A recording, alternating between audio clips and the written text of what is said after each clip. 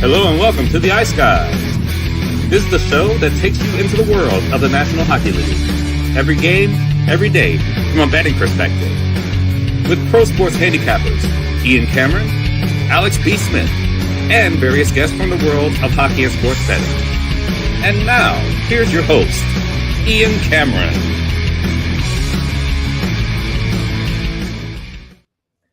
Welcome to the Ice Guys, Friday, January 9th. Ian Cameron, Alex B. Smith with you, and Matt Robinson back from San Diego. Every time I think of San Diego, I think of Anchorman with Will Ferrell, that movie. But he's back from San Diego, and he'll be with us in a moment as well, ready to break down this very small Friday card. Just 3 games on tap tonight. We'll start with a look back at a recap of what we saw last night. We saw the Montreal Canadiens continue their recent dominance over the Florida Panthers. A 6-2 win for Montreal last night. Very impressive. And Sam Montembeault, he loves playing Florida. I mean, every time he plays the Panthers, he plays very well.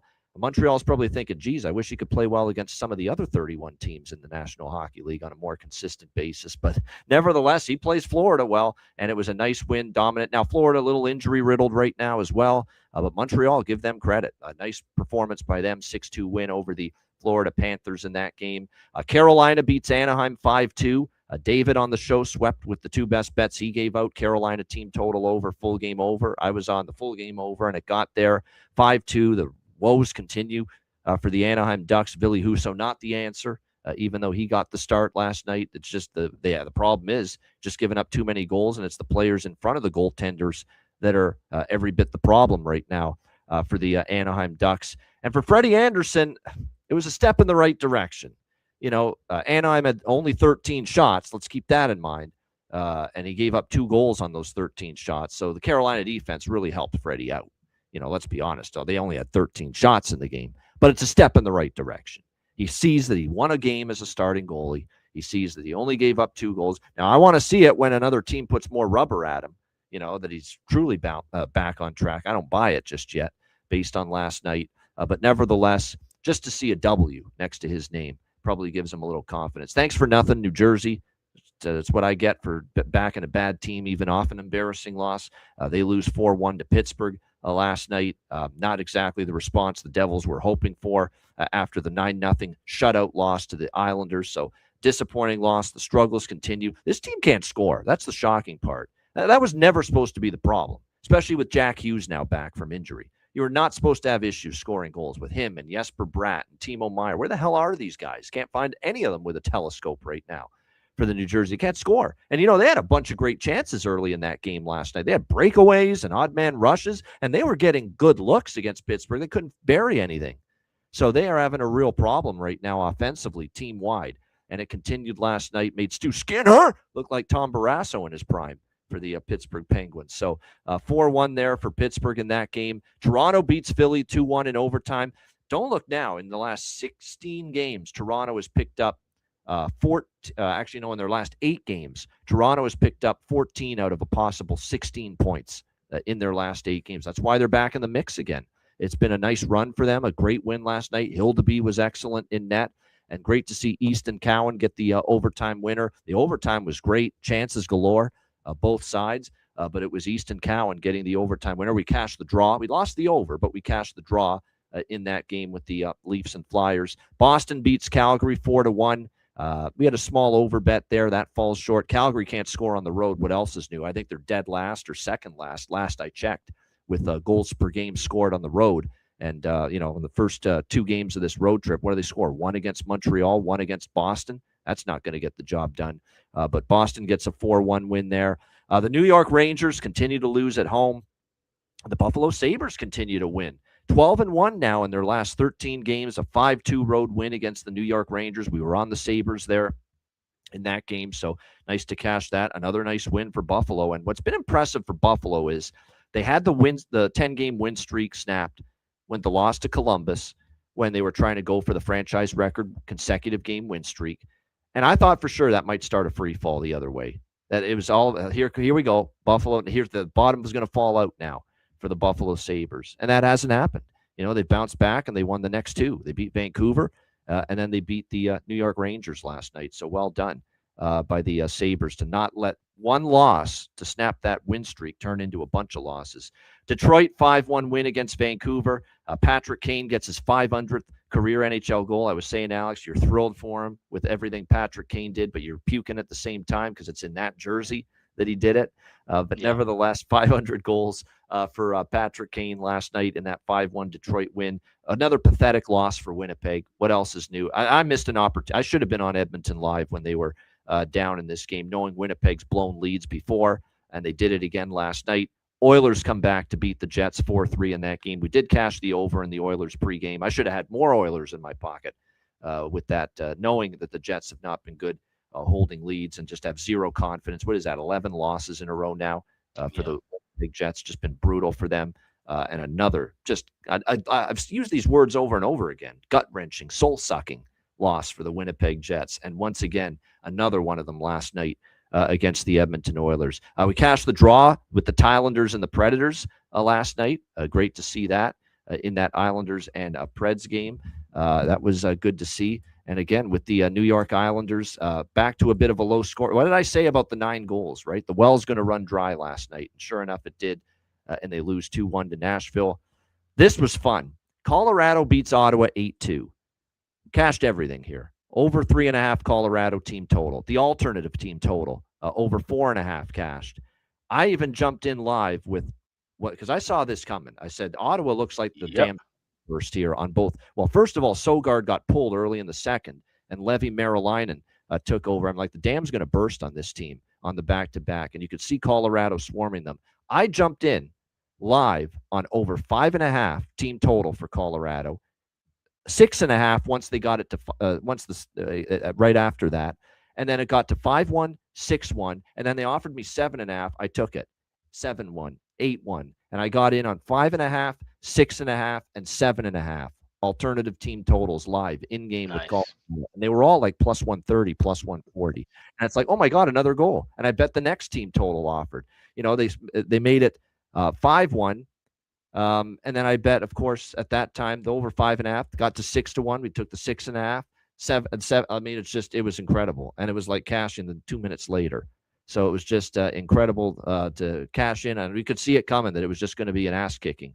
And then, of course, it got a little rough at the end. Ottawa frustrated, back-to-back losses in this Utah-Colorado swing. I will say this, Tim Stützle, we criticize him for diving sometimes, for kind of being an instigator and not backing it up. He dropped the gloves with Sam Girard last night. I will give him credit for that.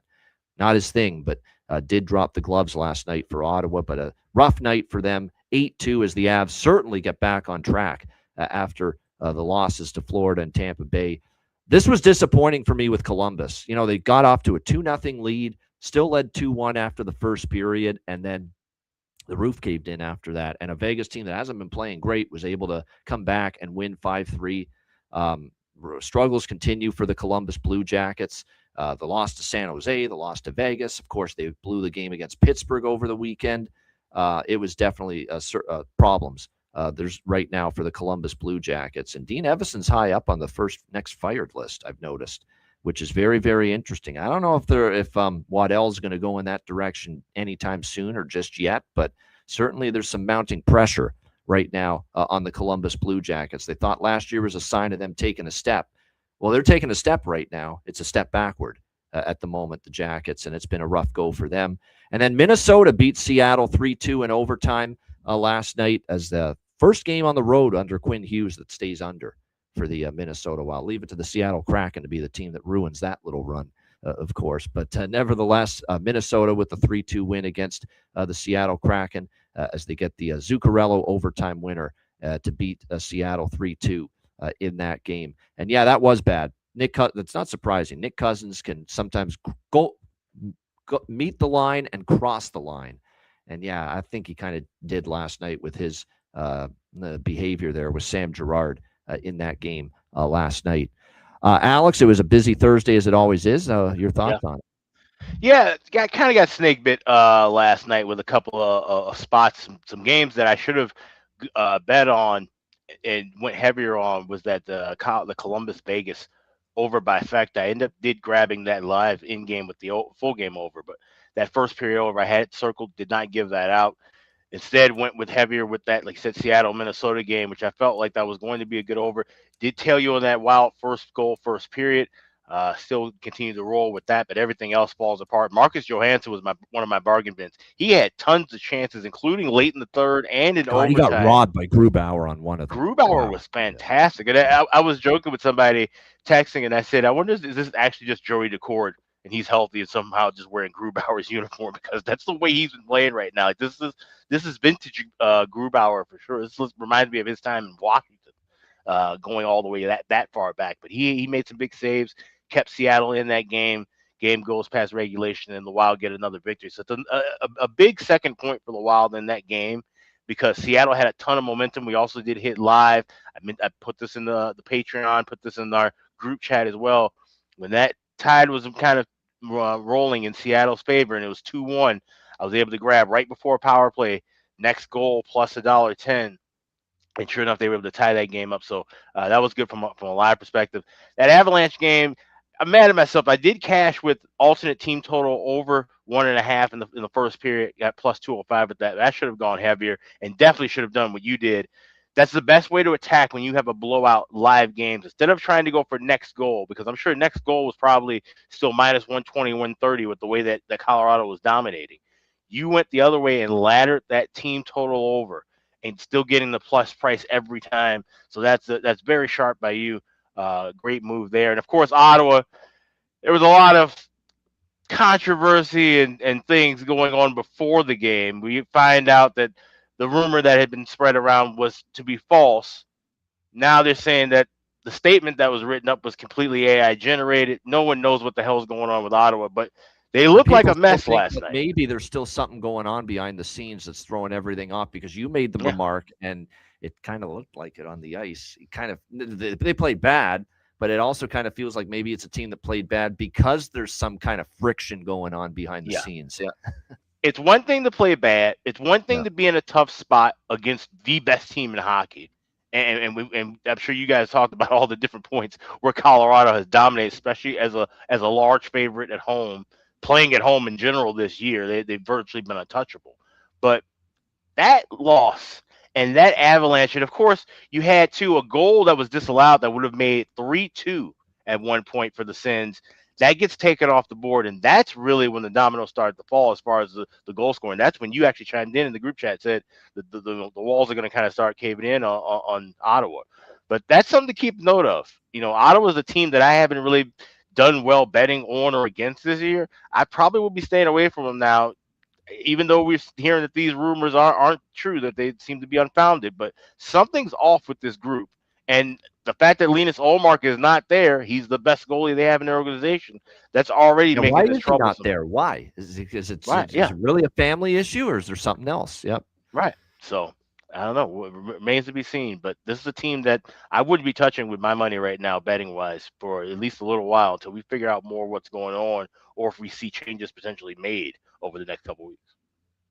Yeah, no question. Like I said, Eric Sinek, getting injured for the Wild. Yes, did not return after getting injured in the second period, and they return home after 7 games on the road against the Islanders. We'll get into that tomorrow. But as you know, the wild wheel of injuries, right? It just spins on some player. It's Spurgeon, or it's Brodin, or it's Eric Sinek. Eric Sinek. Wheel of injuries, and usually those players are the poster child of the wheel of injuries for the Minnesota Wild, no question. Oh yeah, bargain bin for me, Logan Stankoven. Didn't even mention that. Yeah, one of my 2 bargain bins with Logan. Stankoven cashes in last night for the Carolina Hurricanes.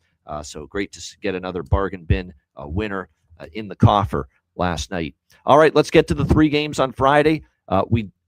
Matt's having issues with the Wi-Fi in his place, so we'll see if he's able to join us. If not, we'll get him back Tuesday. Washington and Chicago. We've got Washington minus 130, road favorites. 5.5 the total here in this game. The big news, number 98, Connor Bedard. He's back.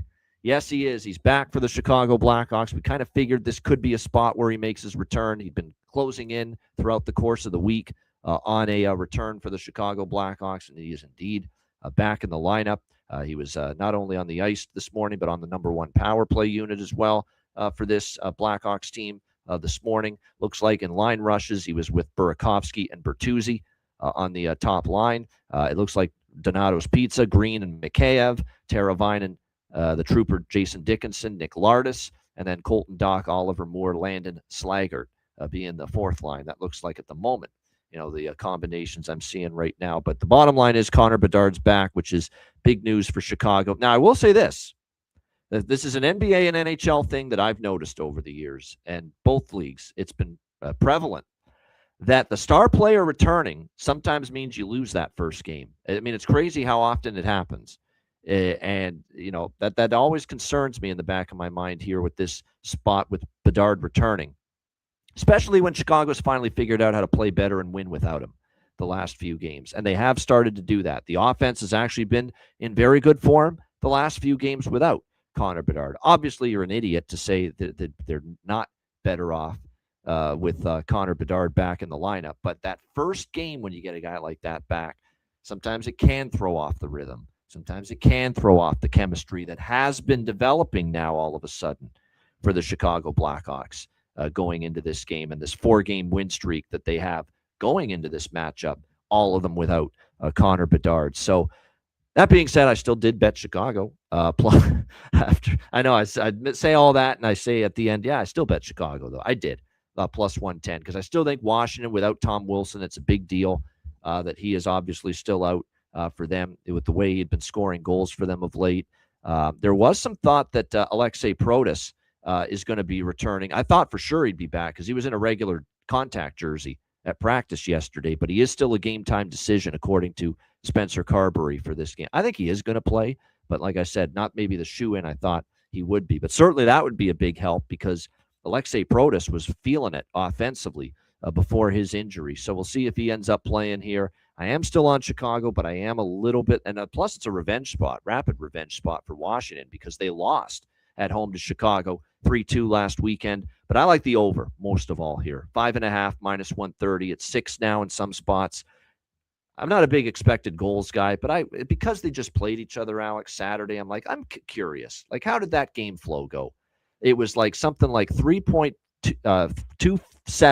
to 3.24 as far as expected goals. So over 6.5 expected goals, close to 7 in that game, even though it finished 3-2. There probably should have been more goals than there was. And there was a lot of shots. It was a high shot volume game as well, Washington, Chicago last weekend. So I think that can certainly translate to more goals here this time around. Spencer Knight's in great form. That's the concern too with the over, but Washington's going to get a second look at him in less than a week, and sometimes that shifts the edge to the shooter a little bit when you're playing the same goalie, twice in less than a week. And then Jonathan brought up in the chat, and I'll bring it up again, and I've said this about Logan Thompson for a while now, hasn't been as good. He was on a heater to begin the year. Lately, he has been average. That's the word, average, Logan Thompson.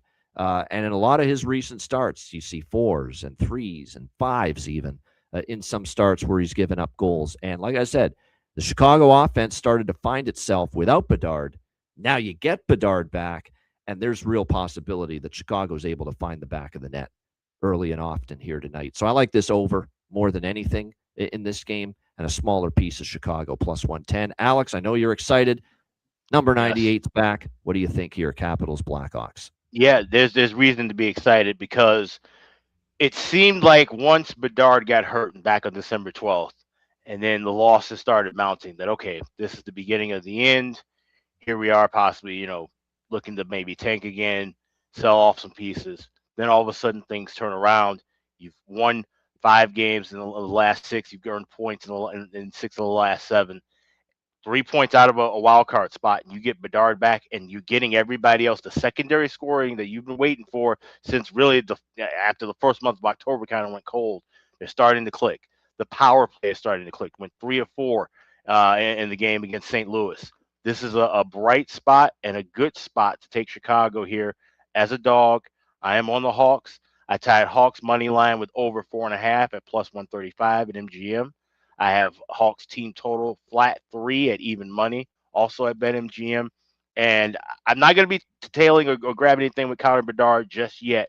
I think he's going to be the one to kind of have to get back into rhythm. I'm looking for other guys alongside of him to take care of the scoring tonight. And one of those guys will be my bargain that I talk about later. But I like the spot here for the Hawks. I think they get 2 points tonight. Wearing the black uniforms. There'll be a number 1 patch, I'm guessing, put on the uniforms at some point in honor of the late Glenn Hall, who passed away the other day. Mr. Hockey, may he rest in peace. But expecting a win here for the Hawks at home. Yes, indeed. Rest in peace to Glenn Hall, Bob Pulford. I mean, we've lost a couple of the legendary greats here the last couple of weeks. But, yeah, definitely great careers, great legends in the game. No question about that. This will be a fun game to watch, too. No question. And we'll see. I think Protas will play. Wilson's definitely out. Wilson may come back over the weekend for Washington, but it will not be here tonight. If Protas plays, no one was the very few other than, well, it was Wilson and Protas were the two guys that were just absolutely feeling it on offense for the Capitals prior to their injuries. But, going into this game here, of course, we got off the Nick Lardis Express last game, and sure enough, he ended up scoring a goal. But great for him. I mean, I think he's played good. He's now got 3 goals in the last 10 games. I will sprinkle on the Nick Lardis prop here tonight for the Chicago Blackhawks in this game. That's the main one I'm interested in for them. I think when you look at the Washington line combinations here, I will say it again. I'm going to have to do it tonight, Beauvillier, because he did play for Chicago. Not long, but he did play for Chicago, and he is up on the top line. It's just, it would make too much sense for him maybe not to score here tonight. Brandon Saad scored the other night against the Hawks for Vegas, so yeah, stranger things that happen. Yeah, and he is up there with Ovechkin and Strome, on that top line for the Washington Capitals. I trust Strome more than Beauvillier, if you look at former team angle too, Yeah, exactly. Another former Blackhawk, Dylan Strome.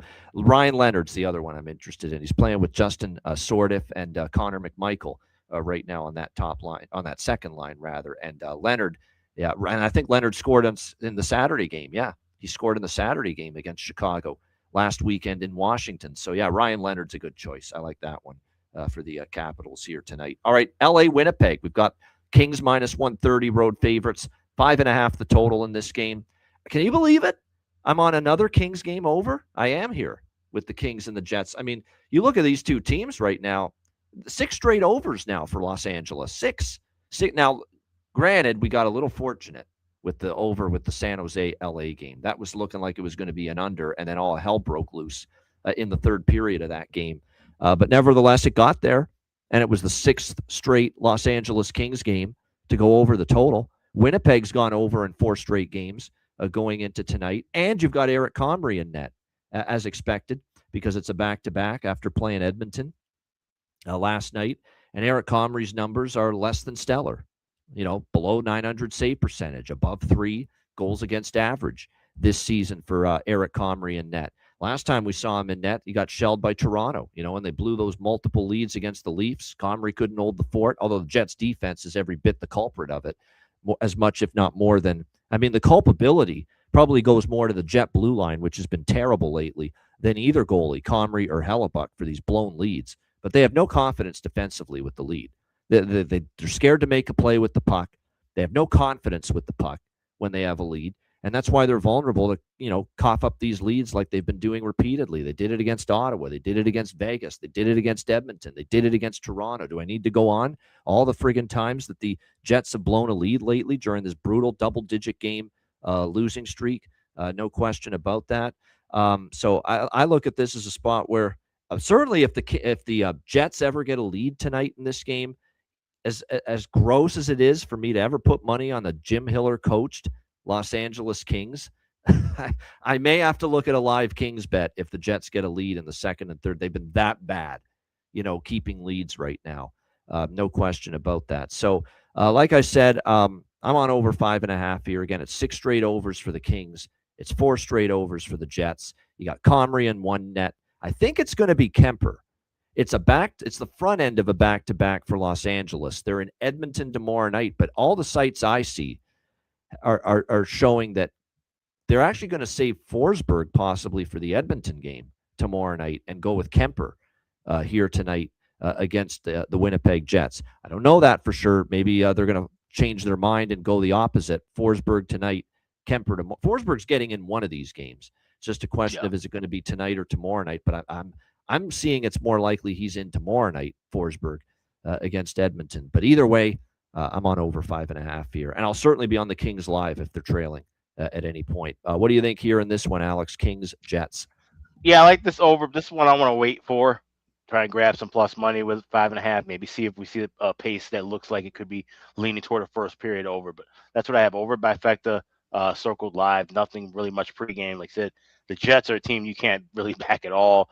Kings have been dicey, especially like I said, laying a price, so you can wait to grab them on the money line, especially if they're trailing with how the Jets have blown leads. So totals pregame, that's what I have circled. But nothing pregame, I should say. Totals in game is what I have circled. The pattern with Winnipeg, because they really want to desperately snap this losing streak. Of course, who would want this losing streak to continue? They have started well in these. I think if you like Winnipeg, take first period money line or first period puck line, because they've actually been good in the first periods the last couple games. Edmonton, they started strong. Hell, they were up 2-0 early in that first period last night. They started strong against Vegas at home when they lost that game to the Golden Knights, but it's been closing the door. It's been keeping these leads. That's been the problem. That's been the bugaboo for the Winnipeg Jets during this span. So that's why if you like Winnipeg, back them in the first period. I even might do that. And then look to live bet LA, because we know this team's had issues and they've been gripping their sticks and they've had issues holding leads. That's maybe the Perlo special. Yeah. Jets to get a goal in the first period, Kings to score in the second period. That's not bad. I could see that. That's actually not bad. I forgot about the Perlo special, where he'll bet one team to score in the first and the opponent, the other team, to score in the second. I could definitely see that. Yeah, Jonathan's onto it. You're right. I follow for Winnipeg against his old team, LA. Same with Velarde. They definitely are all going to want to, beat their old team. Forget Tanner Pearson. That guy can't put a puck in the fucking ocean right now. Forget it. And even Iafallo's cooled off a little bit of late. But I'd still take a shot with Iafallo. Iafallo, I think I remember backing him to score a goal against the Kings. And I think he's with Scheifele and Connor tonight on the top line as well. I'm pretty sure he has scored against LA in the past. I don't know if it was it was way back on October 11th. I knew it. That old memory doesn't always fail me. But yes, October 11th against LA, Alex Iafallo scored a goal against the LA Kings as a member of the Jets. So there you go. I think Iafallo's a good bet. That is a good bet. He's up. He's going to get the minutes. He scored against LA back in October earlier this season. So I like that as well. And certainly Velarde, you can make a good case for that as well for Winnipeg here in this game. The former player angles make sense. And Iafallo did it against LA earlier this year, scoring against them. Again, keep an eye on the Kings injury situation because it looks like there's no change. There's still no Perry. There's still no Moore. Armia and Kopitar are still both out for the LA Kings here. I'm seeing right now, I'm going to take a shot with Taylor Ward and LaFerriere, those two guys with Kempe. It sounds like that's going to be the top line configuration tonight for the Los Angeles Kings. So you can get Taylor Ward for them at like plus 450, and you can get LaFerriere for the Kings at north of plus 300. Both bargain bin price ranges for both of them. Playing with Kempe, you could do worse than that from a value standpoint here for the LA Kings on goal props. All right, St. Louis, Utah, the third and final game. We've got Utah minus 180, home favorites, 5.5. There's one game this is the game too. Draw. I like the draw here a little bit. Kings and Jets. This definitely has that feel where it could go to overtime because I don't know if either team's good enough to pull away from the other. All right, St. Louis, Utah. Utah minus 180, home favorites, 5.5. This is a game I don't have much on of the three games tonight. I mean, St. Louis is off an ass kicking against Chicago. They just got drilled in that game. And let's be honest, it was back to the old, not so stellar Jordan Binnington against Chicago in that game. Back to Joel Hofer, as we expected, following that loss to Chicago. So they'll be looking to bounce back here in this game. Utah came back from a 3-game road trip. They beat Ottawa 3-1. We'll see how this one plays out. St. Louis is off a 7-3 loss. You'd expect them to at least come out strong. I have not bet this game. I didn't plan on it, but the more I think about it, maybe first goal, first period, St. Louis here, just because they're off that debacle against Chicago. And what have we said all year about the St. Louis Blues? We usually get their best in the opening 20. The first period has often been their best period of the season. Their goal differential is better in the first period as well.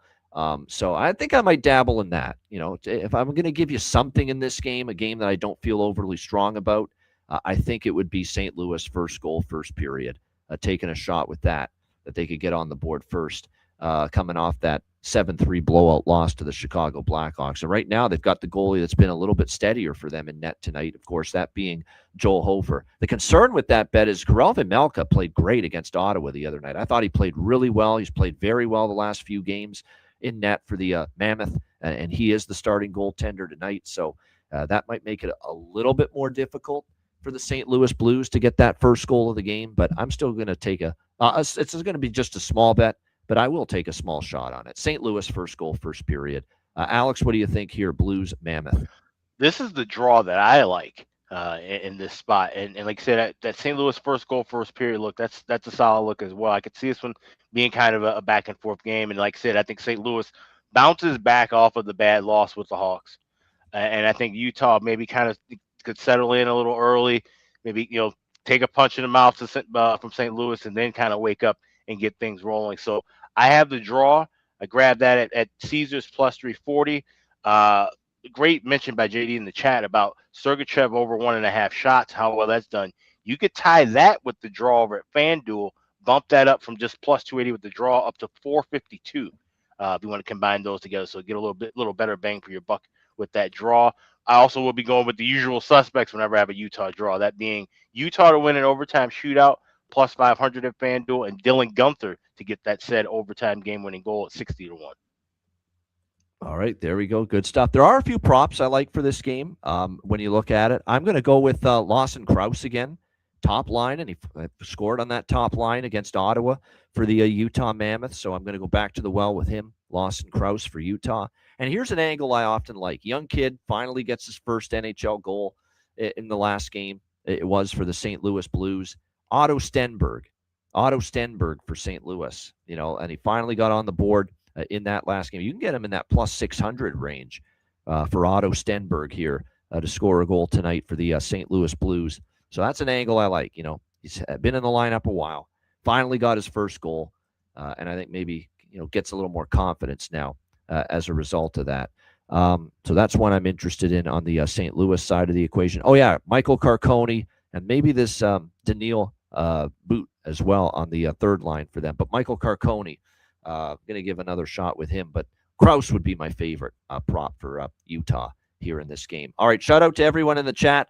Hit the like button. We appreciate it very much. And like I said, shout out to everyone in the chat. Hit the like button. We got a big weekend coming up. Huge card, of course, tomorrow on Saturday. Looking forward to that. My goodness, 4, 5, 6, 7, 8, 9, 10, 11, 12, 13, 14 games, all but 4 teams in action tomorrow in the NHL. So we'll put our track shoes on with Alex and I, and maybe Ryan Robinson might join us as well. So like I said, we'll put our track shoes on tomorrow for that big Saturday NHL card here on the show. All right, reminder, wizardsportspicks.com. Make sure you check it out.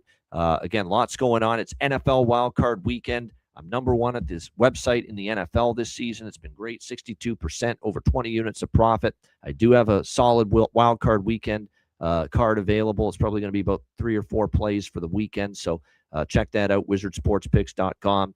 Profitable season in multiple sports. So make sure you get on board there. Beyond the Lines videos on the YouTube channel. Check those out daily, wizardsportspicks.com. And again, patreon.com/iceguys, just $10 per month. Goalie charts, totals charts, daily betting cards, sides, totals, player props posted each and every day on the Patreon page. So make sure you get on board. Again, just $10 per month. And again, your membership and subscription goes a long way to supporting the show and keeping it going long term. Get on board, $10 per month over at patreon.com/iceguys. And also check out the Ice Guys store, iceguys.myspreadshop.com. And have any deals right now? There will be some coming up within the month, but still a great time to take a look at our wonderful selection of shirts, caps, mugs, you name it, we've got it. And we've got all kind of great designs as well. So check out the Ice Guys store today. It's over at iceguys.myspreadshop.com. No doubt, with the card doing well most days, we have bad days, of course, but long term, I'm convinced the Patreon card is going to be profitable for everybody, and certainly with the bargain bin specials listed as well, with the hits and the cashes we've had with that. Trust me, you'll make the $10 back that you spend on a monthly membership back, and then some with the Patreon card. There's no doubt. But like I said, we appreciate everyone that has signed up at patreon.com/iceguys for just $10 per month. All right. Bargain bin special of the night. We'll try to go for another one tonight. And best bet coming up right after we hear from our great Ice Guy sponsors.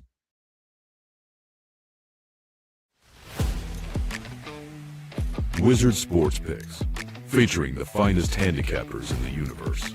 Sharp insights, trusted picks, and relentless results. We strive to help you become consistent winners. This is Wizard Sports Picks.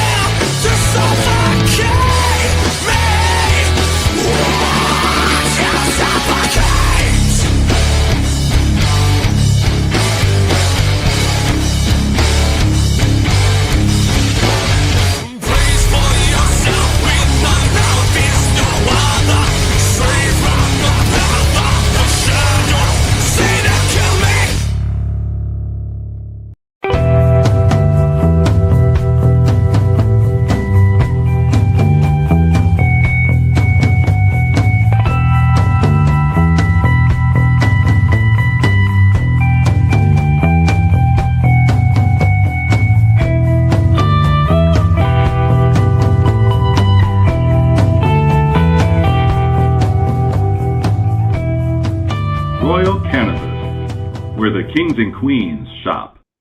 Thanks to all our sponsors, including Royal Cannabis. Check them out, royalcannabisshop.com. 20% off with promo code IceGuys. All right, bargain bin special of the night. We had Stankoven from yours truly last night. We'll see if we can find some more winners to add to the bargain bin count here tonight for this Friday with the 3-game slate. Alex, we'll start with you. Bargain bin special of the night. We're heading to the west side of Chicago where you got the Capitals skating into town against the Blackhawks. Like I said, Connor Bedard's back, but that's not the guy we're looking for here. We're looking for one of his line mates to get things started early, essentially often. I'm going Andre Burakovsky, first goal. You get 18-1 available at FanDuel. You also get him anytime goal. It was plus 300 at FanDuel. Now it's moved to 290. You can still get bargain bin prices at Caesars plus 305 and DraftKings best price available plus 330. So Andre Burakovsky, anytime goal plus 330 and first goal of the game at 18-1 is my bargain bin specials for this Friday night. All right, there you go. Andre Burakovsky, and that too is a little former player magic, hopefully, as well for him, former Capital, of course. So yeah, Andre Burakovsky for the Chicago Blackhawks plus 330 is definitely the best price I see right now at DraftKings. But get on board with that. And the first goal sprinkle as well for Andre Burakovsky here for Alex B. Smith with his bargain bin special of the night. My bargain bin special of the night, I'm going to give you two. I've talked myself into Iafallo at plus 460 for the Winnipeg Jets. He scored against LA earlier this year. Why not? You know, and he's going to get the minutes. He's up in the top 6 right now for the Winnipeg Jets. So Alex Iafallo for Winnipeg plus 460 is my first bargain bin special of the night.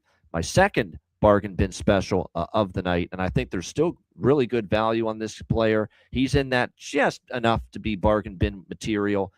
Plus 320 at Betway, 320 at FanDuel is what I'm seeing right now. And that is Lawson Krause for the Utah Mammoth. So there's your two bargain bin specials for tonight. Alex Iafallo, Winnipeg, plus 460, and Lawson Krause, Utah, plus 320 for my two bargain bin specials here for this Friday night. All right, best bets. Alex, what do you like for best bet?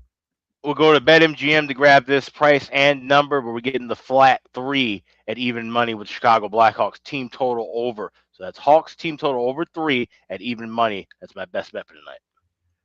All right, good stuff. My best bet, it was going to be either the over in that game or the over in the other over I like, and I'll go with the other over that I like. LA Winnipeg over 5.5 minus 115 with Eric Comrie in net. With these two teams combined 10-0 run to the over, 6 straight overs for the Kings, 4 straight for the Jets. We'll see if we can ride those trends to more success tonight. Kings Jets over 5.5 minus 115 for my best bet. Yeah, Matt Robinson not able to join us today. Blame AT&T. Send your hate mail to AT&T as service provider. Yeah. Apparently outages in his area with the internet. So there you go. Blame them for no Matt Robinson sighting on the show today. There you go, because I know people were excited him coming back from the San Diego trip. But we'll get him back on Tuesday, no problem. And we will finally. I'm still, I'm looking at my own. Well, we're not announcing it till the day of the Patreon exclusive live betcast anyway, but there's a delay in choosing what the 2 betcast dates will be for Patreon for January, because I'm looking at my schedule. There's some things that are up in the air, and we're also looking to find a date where there's maybe a little bit of a lesser number of games, Right. more, and so we're trying to combine the 2 to pick the 2 best dates possible. But we will have 2 Patreon exclusive live betcasts in January, but we're still deciding on the dates for that. So stay tuned for that. And of course, our free-for-all betcast date was already announced. It will be Tuesday, January 20th at 7 o'clock p.m. Eastern time. So excited about that. A reminder, the Ice Guys is live 7 days a week, Monday to Friday, 2 p.m. Eastern, Saturday and Sunday, noon Eastern. If you can't watch the show live, download the Ice Guys podcast in audio form on all major podcast platforms, Google Podcasts, Apple Podcasts, Spotify, Stitcher, iHeartRadio, Amazon Music, and more. Download the Ice Guys podcast when you can't watch the show live. For Alex B. Smith, I'm Ian Cameron. Have a great Friday night. Enjoy the games and good luck. And we will be back tomorrow on Saturday. Don't miss it. It's a huge slate. Join us to break it all down. Saturday, noon Eastern, right here on the Ice Guys.